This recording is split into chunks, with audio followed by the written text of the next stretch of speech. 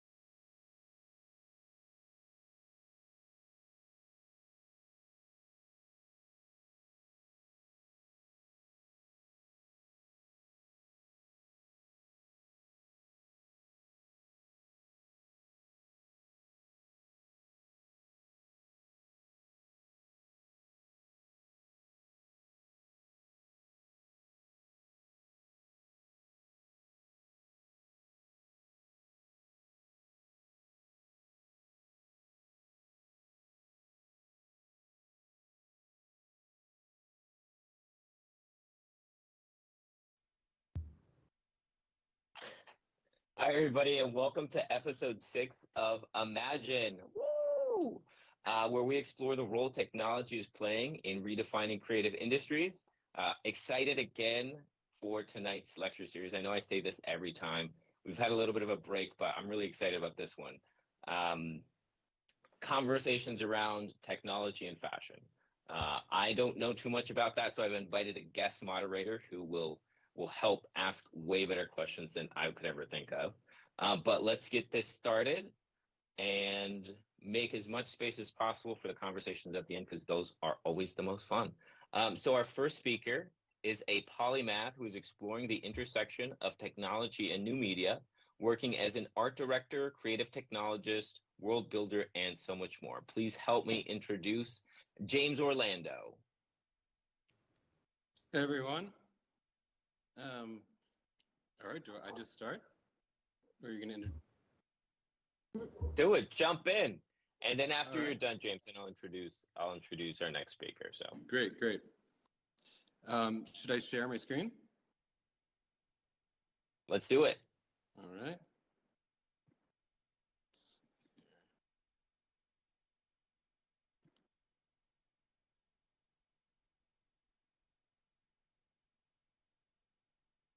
All right, I'm going to start.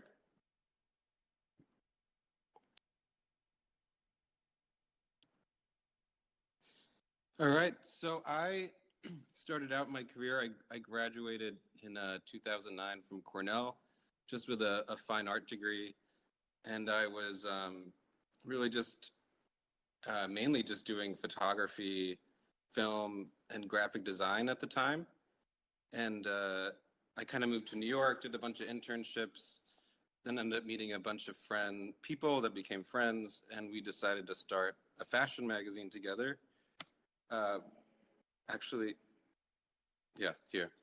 We started a fashion magazine together called Bullet, and it was in print from 2010 to 2014, and I was the art director and creative director, and really I was just kind of interested in kind of redefining what like a celebrity art publication was, and just trying to kind of just push to the future. And kind of towards the end,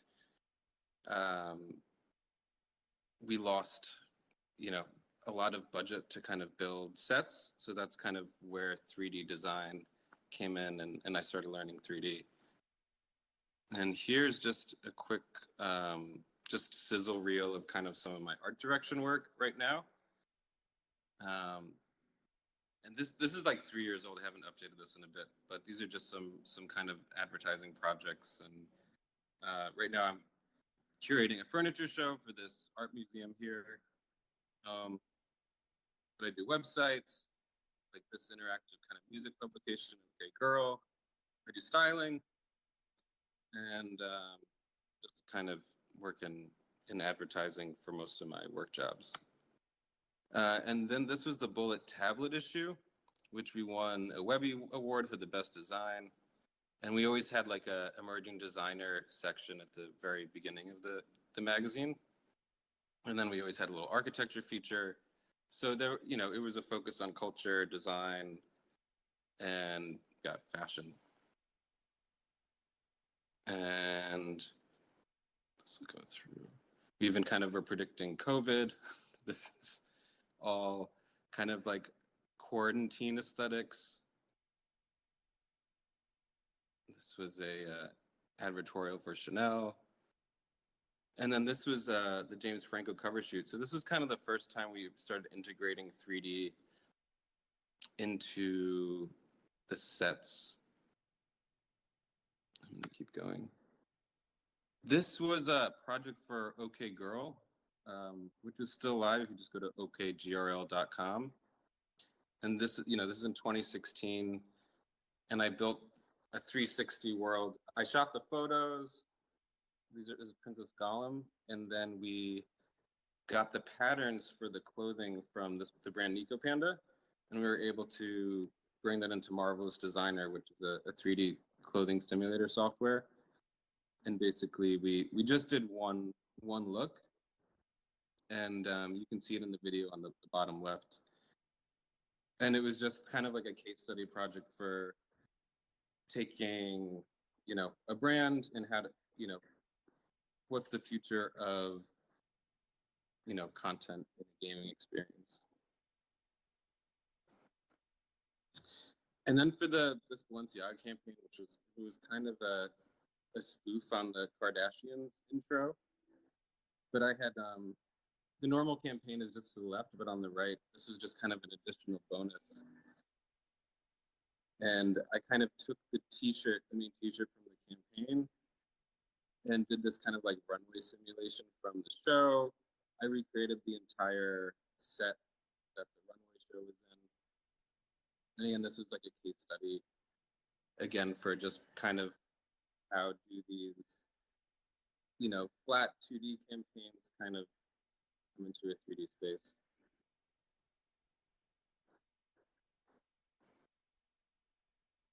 So after the magazine, there's about a year kind of in between, and I was doing 3D rendering just with Cinema 4D, but I didn't have the patience to really wait for render time. So my brother suggested that I start playing with Unreal Engine, which is the gaming engine. And you can see here kind of the progress. I'm still working on this game. But now it's kind of has a more unique home. It's kind of like The Sims meets Zelda. There's like an open world, and you collect furniture objects, design objects, and kind of can build your own space like Sims. And these are all these sculptures on the right, this chair, this table, these are all just sculpted on an iPad and then imported into the game. So I'm kind of working on a pipeline for bringing easily sculpted 3D objects into the gaming experience. And then this is just like kind of a 1-minute sizzle.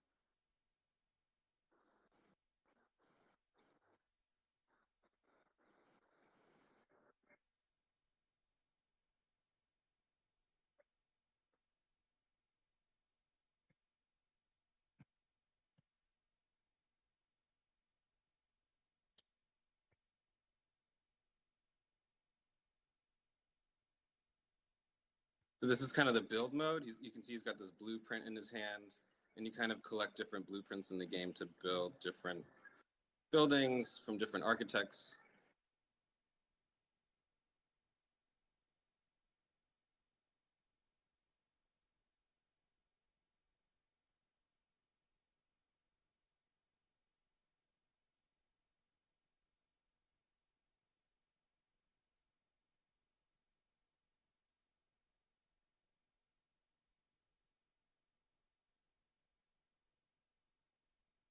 And as you can see, the clothing is not there yet. This is just kind of just sample clothing. So now I'm kind of focusing on everything I've been designing in AI and kind of bringing it into the game space using Marvelous Design.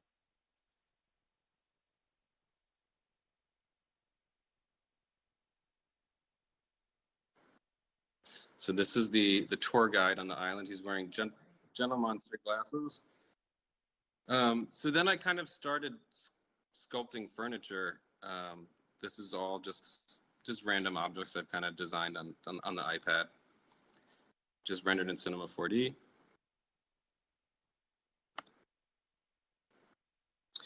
This is from my class at GSAP. So we trained a chatbot on sustainability, and all these videos before are made from. These are all made from images that were made from the class. So everyone was kind of mid-journeying, you know, what they thought a sustainable future looked like and what kind of materials those would be. And yeah, this was kind of the test for that. And he's completely trained on different materials, so you can ask him questions. And this is still up no false summary.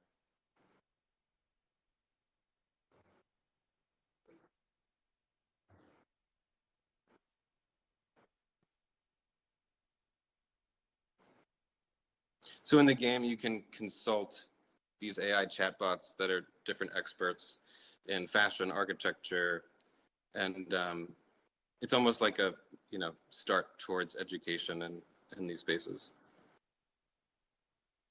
Since I've been kind of designing all these worlds and just sets, I was asked to build a real location. So this is a hotel I'm currently working on in Turkey, and it's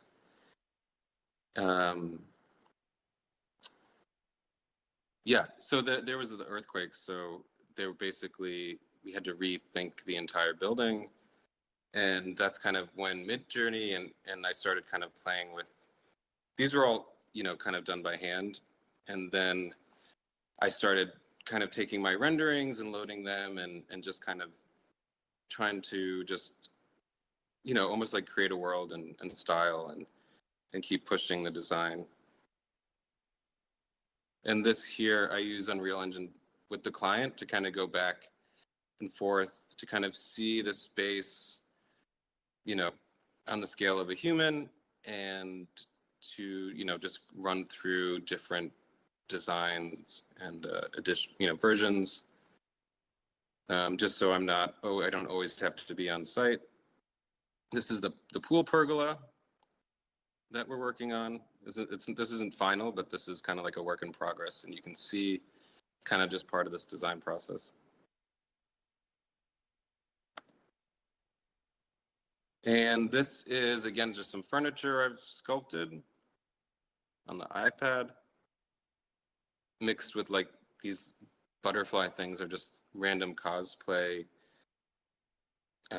things I found online for free on either SketchUp Warehouse or Turbo Squid, any of those. And as I was kind of sculpting the furniture, I kind of accidentally made this bag. And I made this, it was making a chair, and then I kind of had this form, and I was like, I think this is a bag. So I kind of just ran with it. And this is kind of where more of my fashion design journey began. And this is something that we're trying to produce. And then you can see here, I started just kind of doing a quick sculpt on the left. That's just in Nomad on the iPad. And then I'll kind of, just to get a base form for this briefcase, and then I load it into Midjourney and continually reiterate and reiterate and reiterate until I have, just something that's closer to what I was envisioning. And that's kind of when I started just doing full-on exploration of what are these collections look like for the video game. So it's kind of rapid prototyping, design, object, just what is the design, what's the cohesion, and really started kind of doing lineups of full-on collections. And I think the prompts were like chainmail. I was trying to make this chainmail vinyl thing.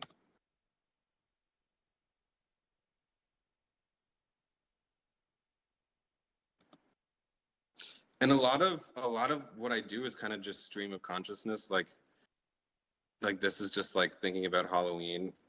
I've done kind of a lot of references to either Hulk or goblins or just kind of green people in previous works that I've done. And just even these gloves that I ended up with that kind of look like a Bottega hybrid thing. It's just kind of, I'll just kind of just run with it and keep kind of exploring, or it's almost like trend forecasting in a way, but in real time. And this is something I'm considering producing, this clownfish resort collection. This is just kind of a few selections from it. But definitely going to start with the clownfish print on the left as a t-shirt.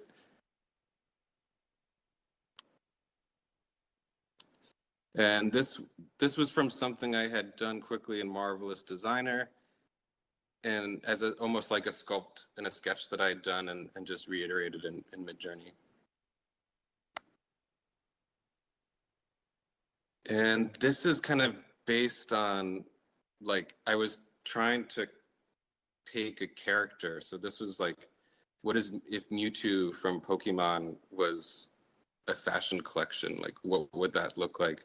So I kind of take characters and try to kind of extract almost like how to, yeah, just a full collection, and how does that communicate this character? And this collection is actually just from a dream that I had. I had this dream about this. I was pulling up somewhere and this guy ran out in this full like lime green gingham print. And I just was trying to recreate the look for my dream, and kind of just ended up, you know, spiraling into this whole collection. And then I'm, yeah, just kind of exploring different trends and how, you know, this inflatable stuff, the ruffles, kind of in women's fashion. Just a heads up, James, we're at like 5 minutes. Great, great. This is pretty much it. Just a few more. More ruffles. And I'm really just kind of, again, just kind of like prototyping for the video game. And then once these looks are finished in Marvelous Designer, this is like from Cake. I was combining Cake and armor and came up with this like bubble chain look. Ruffle baby core. Just some shoes. This is like an Olympic team, USA snowboarding.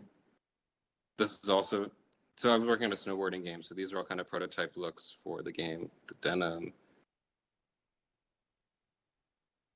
And this is for a Capture the Flag game. And yeah, that's, I also do a lot of like styling and photo and just photo campaigns, but yeah, that's pretty much it. That's fantastic. I can't wait to wear all of it. So I'm going to jump in. Thank you, James. Thank you for that presentation. Excited to discuss it. I'm going to jump into introducing our second speaker.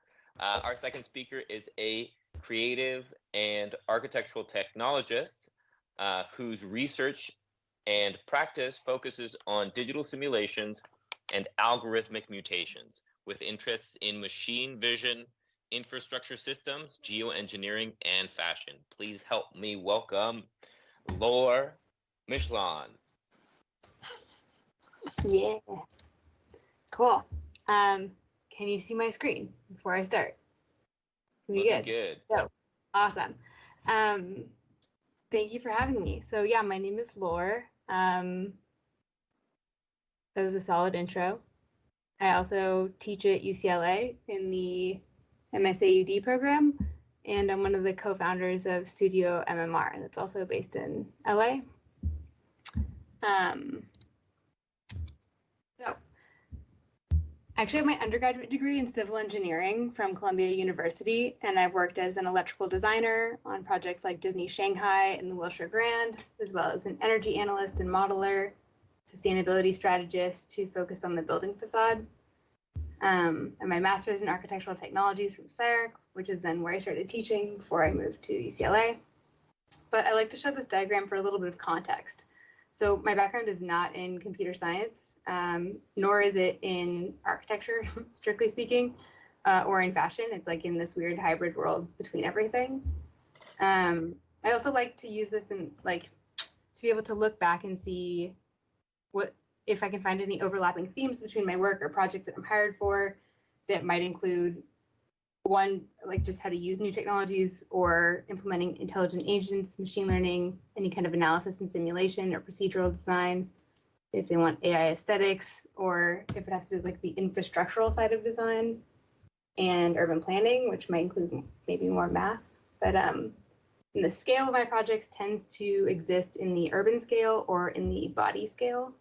But today, for obvious reasons, I'm going to focus on the body scale, except for this project kind of touches on both, but briefly.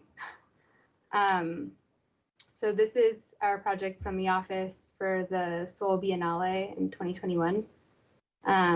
This installation explored the transformation of the existing Seoul City Plan based on currently proposed or already implemented smart city technology. The focus of this transformation was how digital forms of governance and perception allowed us to rethink traditional boundaries within cities that might include like urban versus wilderness, public versus private. And then as digital sensing and governing becomes more prevalent, what sorts of alternative thresholds could be established in place of traditional city designs? The exhibition was comprised of two pieces. One was a 1 to 2000 mixed media master plan model and an interactive projected media piece that incorporated 3D sensing and 2D cameras to simulate contemporary smart city technology. So this second piece, this is like a video from a test. I know I should have a video of like the actual final one, but I don't. So, you know, bear with me. But it was like an interactive exploration of the design opportunities afforded by sensing within the urban environment. So rather than focus on the dystopian tropes usually associated with like facial recognition, like the panopticon version of like the smart city, this piece is really like how we can leverage surveillance space opportunistically as a new design space for architects. I think that it also helped me branch like the urban scale master plan idea part of my work with ideas of commodification, views of the self, digital commerce, platform design, all of that. So as you can see, it's people walking through and then it's changing your face. I was also obsessed, which is going to be a recurring theme, but like with the data set of making this. So in order to transform the face, we trained a CycleGAN model. We scraped Instagram for selfies of K-pop stars, and then kind of edited the data so that it was just their faces. I actually made a mistake in training this model in that in creating the data set, I used both like cropped just face images and then also whole head images. And then after training that, what I got was like what I think is a very happy mistake, but some people find terrifying, of like all these mutated Cyclops faces.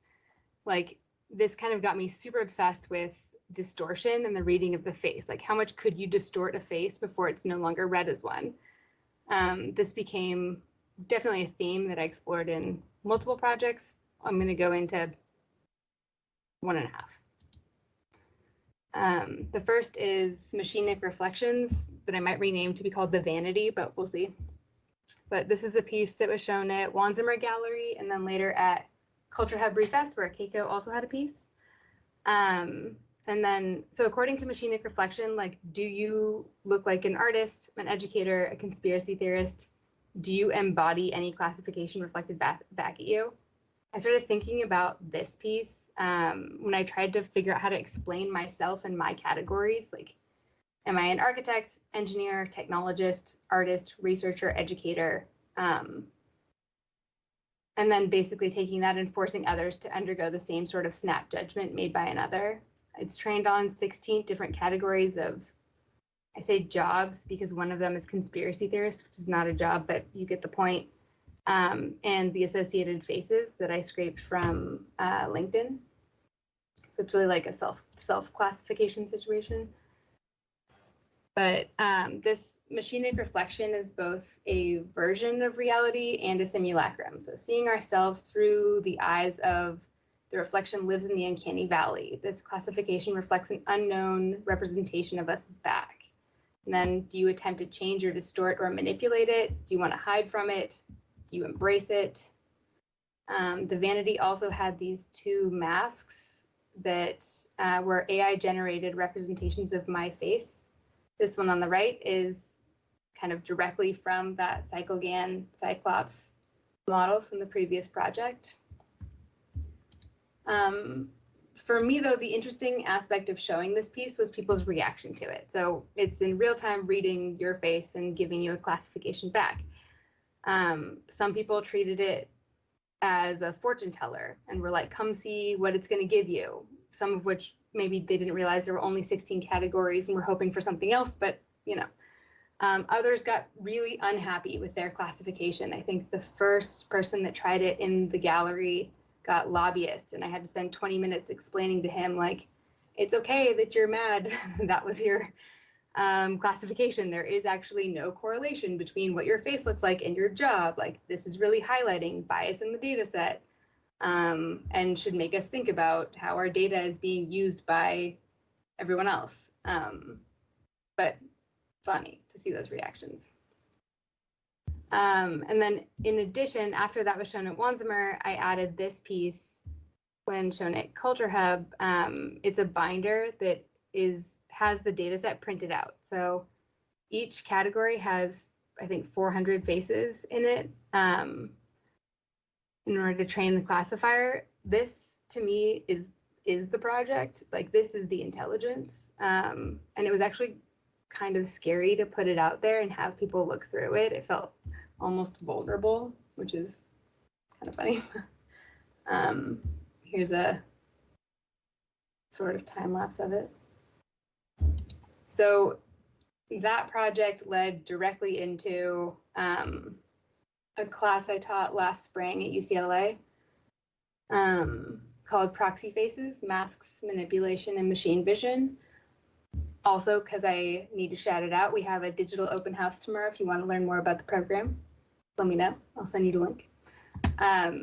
But okay, so machine vision, image classifiers, object detection, facial recognition are used in governments, local police departments, security companies, the military, tech companies. We allow our faces to be recognized for our phones for both security reasons and for TikTok filters. During COVID, classification models were used to see if you were wearing a mask or not. Like, these algorithms exist and are being used. And while scary, I think it's important to kind of think about how they are. And then this course kind of investigated both the classification and generative machine learning models, as well as a variety of mask making techniques that might help us to kind of edit our reading. So the proxy faces or masks served as a tool to disrupt the classification.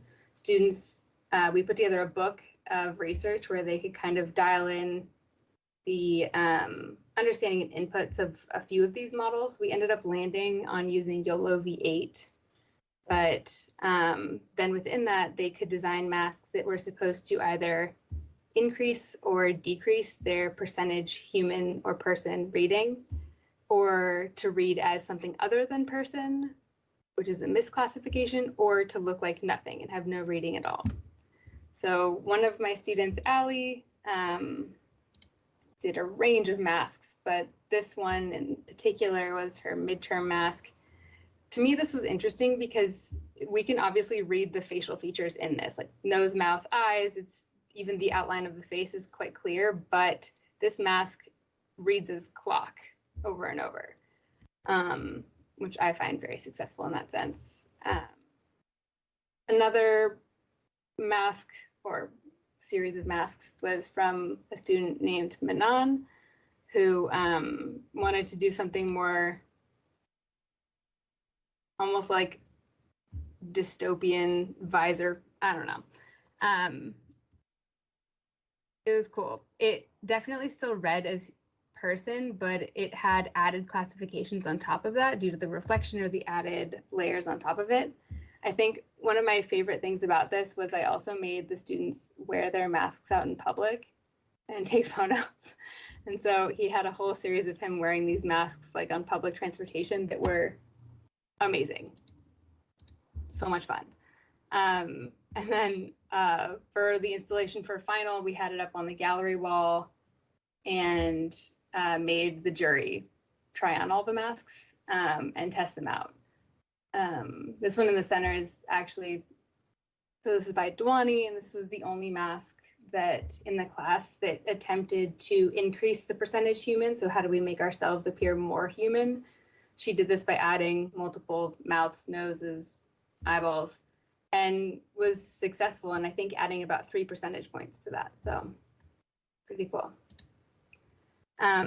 Okay, so all the previous work was kind of more about the mutation or analysis and reading of the face, or how you might edit that.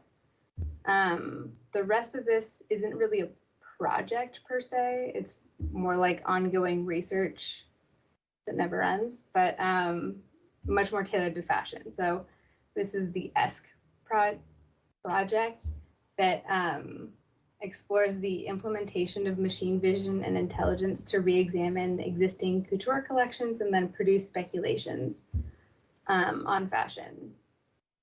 So I've always been interested in fashion. There are a lot of similarities to architecture in talking about form, tectonics, movement, scale. Architects are also tend to be generalists. They search for inspiration from everything and then kind of bring that back into their design. And then throughout this research, it's also been an opportunity for me to test out a lot of new models on something that's well, like smaller. So like the scale of it makes it inherently faster and more manageable, especially for some things. I also tend to like the superficiality that might come with it. It can have more fun. It can be more impossible. It can change more quickly than architecture can. The gathering of the data set is also just very fun, in that I get to look through runway collections and see what interests me and then manipulate them in certain ways, whether it's these ones that were just focusing on the garments themselves and did not include the heads, which sounds creepy, but or ones that don't have the background but are the full figure. Because it's when creating this data set, it's not like you combine 2 designers and then you automatically get some kind of interesting aesthetic out of it. It's more about like the endless potential, and then like opening that up to your interpretation and curation. So since designing the training data set is one of the most critical components of using, at least for GANs, I guess because usually a neural network calculates the statistical induction of a like homogeneous data set. So it essentially takes out a pattern that is consistent with the data set's nature. If the data set isn't homogeneous, it contains like multidimensional features, the neural network could discover, I guess, new patterns within that that we might not automatically see. But even if it is showing a new pattern, it still operates within the implicit grid of and categories that are within our training data set. So in essence, like it's not making any new inventions or radically new categories. But so these are some of the first tests I ever did. These are using CycleGAN, which is a model that involves image-to-image translation. So it's without paired examples. It's essentially unsupervised. It's a collection of images that you give it for the source and the target domain. And the results of these are quite dramatic and involve a lot of mistakes that I actually love. Like I love the extra leg that pops up, or arm, or the lack of an arm. I love the misalignment of body parts. Also helps that this data set was created without the head to kind of orient it within an obvious part of the body. But a neural network will also show the tendency to learn too much, or like to fixate on something maybe super specific. So it's kind of necessary to drop out some of the results to make it more relaxed. So in that sense, it's like curation, the ability to generate a lot, but then curating what you think works and fits. And then beyond this, the idea was to take this into 3D or 2.5D at least, by translating them into sewing patterns. So first it was like speculating on what the design would actually be in 3 dimensions, and then kind of re-engineering the patterns that it would take to create them. Also like this. We're at 5 minutes, Laura. What? Heads up. Okay, thanks. This is using StyleGAN, Comme des Garçons. It kind of existed within its same world and didn't generate anything kind of new or exciting. Then in order to get, well, so there's a line from John Cooper where he says that with a GAN, you have two options, incest and cannibalism. You can either breed architecture and culture or consume and eat it and erase it. And so in order to kind of get out of that, I started playing within StyleGAN with transfer learning. So training it first on either one or two specific designers, taking that checkpoint and then using that to train it on different designers as a way to like, okay, so getting out of the incest cannibalism thing and generating more mutations. And like, I like the word mutation because it implies like simulation and evolution. It's something that like keeps absorbing something. So these are a bunch of tests done, and I think you can probably read into that there's a lot of like Rick Owens in this, Comme des Garçons, Iris Van Herpen in some of them, but not all of them. And I know, oh, I listed them there. So, you know, bringing these into 3D is like testing out how to use PIFUHD, which could give you a 3D model that then you could animate using a variety of other softwares or like rigging platforms, or just getting it to animate to some successful, some less than successful, you know, results. So then comes along diffusion models. So disco diffusion, stable diffusion. Stable diffusion is mostly what I use. That's also what runs Midjourney. This is using a variety of control net models. This is courtesy of my friend Case Miller, who is running it on fashion shows and just kind of showing what you could get in information from any videos. This is like the normal map, the poses, the segmentation map. You have the canny and depth control net models, like all of that, which would give you the ability to then edit and change all of those. You also have a variety of LoRa models that are smaller, stable diffusion models that sprinkle a little bit of like extra spice on your like main checkpoint. I found all of these like an hour ago, just searching for like what random fashion models I could find. Some of them are very funny to me. I haven't used any of them, so, you know, but it's like, what do you do with these diffusion models? So yesterday, because I figured I should have some images that go along with this in talking about diffusion models, I generated a series of pieces that were like sometimes using references from fashion designers, but mostly just from prompt engineering.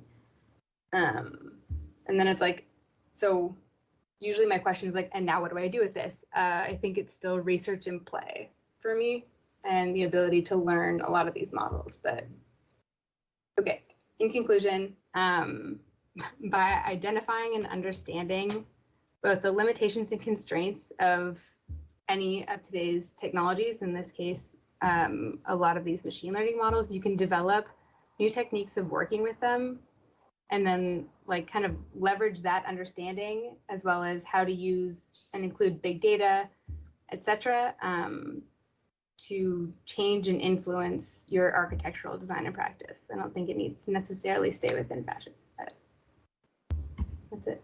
Thanks. Is there a dart day in this Fantastic last one? presentation. Oh What? my gosh. Sorry, what? Oh, James had a question. I was like, is there ever a dart day in that last one? There isn't, which is I funny. definitely I mean, with a lot of these models that I'm using too, especially the ones I generated earlier, that last slide, Yep. I was using this random LoRa that I found that I don't know what it's trained on because I didn't train it myself. So there might be in there, Yeah. but I love the Comme des Garçons one. I knew immediately those silhouettes. Like I was like, Yep. ah, yeah. But Those other than that, presentations were amazing. So I want to introduce our guest moderator and then jump into the convo. I can tell y'all are already excited about it, so I'm getting excited about it. So our guest moderator is Emily Russell. She fuses environments and narrative, working as a set designer for fashion photo shoots in the film industry. She knows fashion more than I do, and I'm excited to hear what she thinks. I'm excited to hear what y'all think about each other's work. Like, so cool.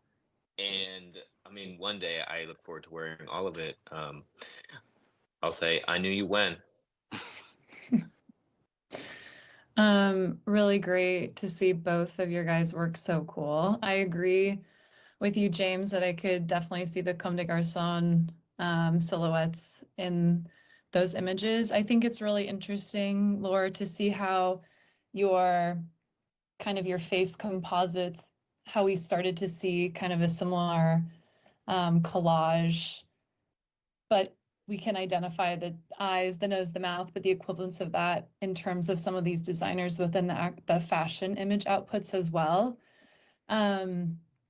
I have a lot of questions, but I actually think it would be really interesting to hear what you guys might want to ask each other as people that are kind of in the trenches with this, kind of in a more similar way. So I don't know if there's anything that pops out immediately that you'd like to ask each other. Otherwise, I can jump in. Let's go first. I feel like I wrote a million things. I mean, so the main one I have is like when working with any of these diffusion models that kind of work based on language. And so it's really all about prompt. And yes, you have an initial image that you might give it for sure, or you might be, layering on top other models that can constrain it in different ways in order to control that. But it really does come down to language and the manipulation of that, which is interesting because coming from engineering, that's not something that I was super comfortable with. But I wonder, in terms of prompt engineering, or you mentioned like trend forecasting, like what is your process for that? Because I know there is a lot of work being done in fashion with trend forecasting, like data gathering and analysis, or if it's more like more specific kind of like, I think it's just my own insight of what I'm seeing just on like social media and kind of, just like even I saw you had like Dion Lee in your thing. Like I definitely use a lot of Dion Lee. I think it's like sometimes I even will create like a painting, like a period painting, and then take that painting and then create a look. So I kind of like, I definitely manipulate a lot depending on how, and then I'll take that image that's been manipulated and then bring it back in and then create the runway look. But yeah, I think it's just like trends that I'm noticing or just interested in and just exploring it and just seeing where it goes and where it takes me. And yeah. That actually brings up a question that I have for you guys. Kind of knowing based, do you think that because fashion is such an industry that's based around specific names for specific brands, that those kind of iconic looks that might be associated with different brands actually help create, like, as opposed to writing something like eye or ear, or I'm just making up words, right? Something that is like a Rodarte or a Dior, like those are actually a lot more specific than, let's say, the color blue or something. And I know that in terms of generating these studies, I'm wondering if those kind of existing bodies of work, the fact that the systems can be trained on them, if that helps create more specific outputs for fashion as opposed to maybe some other industries.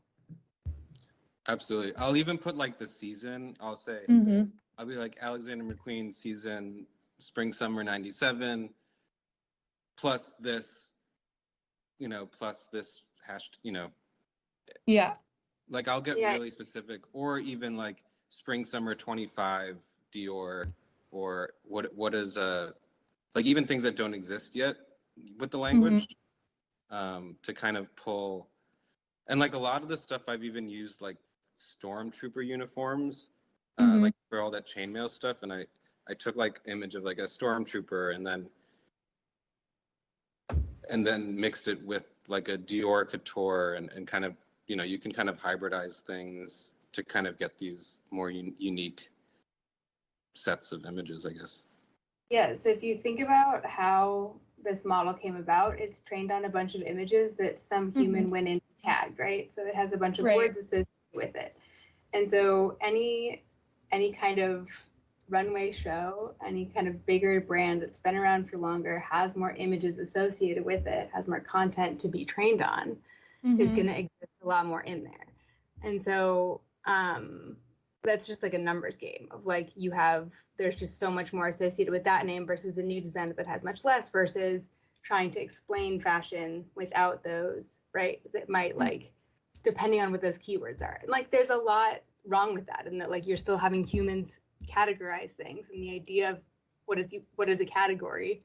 Yes, it's useful for our brains to understand things, but that like ultimately these things might change and shift. So I think that's like the reality of the data set that it's trained on. And so I think when it comes to the data sets that are created specifically for something, so for me, those are the only ones I truly know are the ones I've made myself, because I know what's in there. You know, versus something else where I don't know what they trained it on. But I don't know where I was going with that one. Can I jump in with a question? Laura, you said something super interesting about data sets and intelligence. And I'm sure you all have seen the Balenciaga meme with like Harry Potter Balenciaga and like Mario Balenciaga. In regards to like the fashion industry, because it's so image heavy, like what does this do for brand awareness? Or is it like an amplifier or a killer? Like the words that we're using are like known brands who have specific looks. Like we've mentioned a lot of labels in the last 10 minutes. I think, well, I know for a fact there are quite a few brands who are interested in training their own models on their own work to design new versions of that, or getting ideas of what that could be. So I mean, this definitely depends on brand per brand, right? But, or even using like other analytical machine learning models in order to do trend forecasting. Like we worked, there was a student at SCIRC who had this awesome project that had to do with trend forecasting and design. Like it was spot on. Like it was shocking how good it was. But in terms of like the Harry Potter Balenciaga, have seen that one. Yes, of course, super fun. I don't think that affects what they're going to put out and they're going to design. And I think it's like fashion especially also has like a history of copycats and knockoffs that aren't even necessarily a bad thing. They help create this like mystique and brand awareness around it. So I think it's going to exist whether or not it's humans doing it or it's also aided by any machine learning model. But yeah, and I would check out the Xander Zhao collection, because he was definitely designing stuff in AI and then going back and it physically looks like it was made in AI. So it's really fascinating. That was actually going to be one of my next questions for both of you is, do you think as you're working through these explorations, is there an intention that it will ultimately live in the physical world, or is this an exploration in terms of it existing digitally? Or, I mean, obviously every project can be different, but do you have a goal for that, or does it matter that it never becomes real? I mean, this is probably a longer conversation where like, I'm not sure. And I think a lot of like, that's why I frame it in terms of research, is because I'm still trying to figure out like, what does this to me? Because I have done versions of this in their physical form, but a big part of that is also like, I know what I'm good at and like what I bring to the design team in terms of this. I can sew. I'm not as good as a lot of the people who can actually, or in terms of pattern making, especially. Like I had to help, my mom had to help me in designing the patterns that would come out of the cycle game models, because I was like, yeah, I need to ask you about the pattern making, because so I mean, I'm at the stage of like, I take these Midjourney images and I was doing them in Marvelous Designer, just basic ones, but now I have someone that's doing that for me. But yeah, were the patterns from those images, so did you actually create them, or was that another GAN? Or yeah. So I made those. Like those were me working with my mom to figure out. That's incredible. With for pieces that, with, from that. they were like a super stylized version of them, right? Yeah, They're like overlaid on top of each other and like made to look way cool, like, you know. The intention was to take those and then actually make physical versions of them. And I keep telling myself when I have time, I'm going to do that. And then I was supposed to do this over the last summer and then that didn't happen. So, you know, I think I do want something to exist in its physical form. Do I think that that means that that's the final version of it, or does it only exist in the digital? Like, I mean, we could probably have the same conversation about architecture and that, like, what is the final version of any project? Yeah. So, you know, I don't know, but I think that there could be an interesting conversation in here. Talking to a friend about how you would design. I don't really work in like metaverse fashion, but how could you design something that like exists in the physical world but also has a metaverse component? And I think that there are a couple like Balenciaga did that and Gucci did as well, I believe, didn't they? And there in Roblox. Friends were working with Marine Serre, who were doing like their one-off pieces of like recycled fashion, and then would have like an NFT that would be associated and directly linked with that one-off piece. Or Nipsey Hussle had a whole thing where like if you went to go buy a piece and like physically in the store, you could then download a specific piece of content that you could only get by being there physically. Like I think that people are like playing with this and that it is really interesting. I don't know. I think it's, I don't know. We're also figuring it out. The game that I've been building, you know, a lot of the stuff I've been mid-journeying is me kind of trying to design looks for the game, but you know, they're like digital objects, so they're physical, digital. Right. But the idea of the game is to kind of be almost like there'd be an app that also kind of runs basically off of Midjourney, where you can kind of basically create looks for the game, and then they would be potentially crowdsourced. So if enough people like just the image, then it would be created, there'd be patterns created, and it would be brought into the video game. And then if enough people in the video game liked it and bought the digital version, then it would be produced as like a real world object. So that's kind of the pipeline I'm exploring. I don't know how long that's taking, but yeah. Yeah, I think that's a really interesting kind of hierarchy, because especially in the conversation, because I work, to give you a little more background about me, I work more on the very physical moments of fashion. Like I work on runway shows. I actually did the last Rodarte show. So the physical aspect is a huge question in fashion in terms of sustainability. So I think but I do think fashion continues to want to have this seasonal push forward, like always moving forward. But I think the idea that stuff can continue to explore digitally, and then there is like a certain higher layer that people really love that becomes real, creates an interesting threshold in terms of what resources are actually worth some of the designs. Like, is it fine to just be a filter? Like if it's glasses that don't need to exist, like, oh, it's just an AR filter, I'll share it once and right, have to dispose of it later. And yeah, because I think with fashion in particular, its specific relationship to the body is what and whether or not some of these ideas need to be on a body, I think is because they're interesting without being in the real world, obviously, as well. So yeah, I've just been thinking about that while you guys were working through, while you were presenting. But other questions I have for you is, do you see in your experiments, the idea of seasonality in fashion is something that's collapsing across a lot of brands? Like Gucci, at least with Alessandro Michele, no longer did like runway shows for every season, and a lot of other brands have expressed how they want to move away from that for a lot of reasons. Do you see that with AI, there could be a reason, or with this process, there could be a resurgence of that, because in some ways I think, you see the New York Fashion Week, you get a ton of data points. Like, you see all these things kind of happen at once. There's a reason why people continue to do it around the world, but it's like a question of what's possible digitally versus what's possible in terms of sustainability and people for labor, I guess. Like, if you've had any thoughts about that. That was a very convoluted question, but I still feel like a big part of fashion, I think that no matter what, like, the physical presence of fashion is important. And I understand, like, how silly that is. Not silly, but because I'm literally just presented my entire fully digital situation. But just like, there's a tactile nature and like the way cloth moves. There's like the pageantry of fashion shows that I think is very difficult to be recreated in the same way. I think that that's very important to, like, it's not just the clothing, it's like the entire thing around it. It's like everything.